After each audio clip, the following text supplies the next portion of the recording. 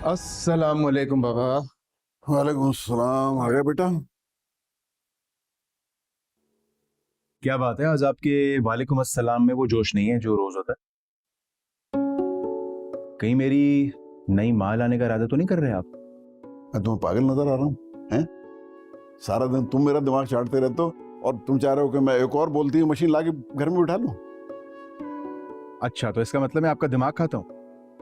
बड़े अफसोस की बात है। अच्छा बताएं ना, क्या सोच रहे थे? मैं डर ही गया था कि कहीं मेरे बोलने से आप आजिज तो नहीं आ गए। कैसी बात कर रहे हो बेटा? तुम्हारी वजह से तो इस घर में रौनक है।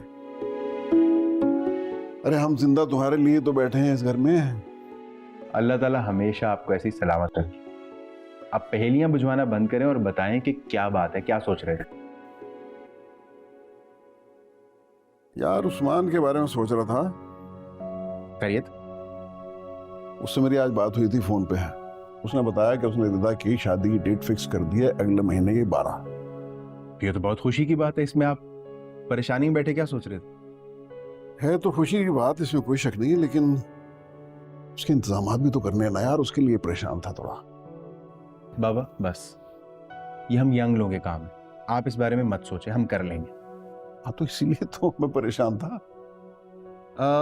मैं ऐसा करता हूँ कि कल, हाँ कल टाइम निकल आएगा तो कल चचा की तरफ चला जाता हूँ, उनसे पूछ लूंगा क्या क्या काम है। नहीं नहीं, मैं तुम्हारे साथ जाऊंगा। क्योंकि यंग लोगों का काम है। अच्छा मैं चेंज करके आ रहा हूँ, चाय बनाऊं? बना लो यार।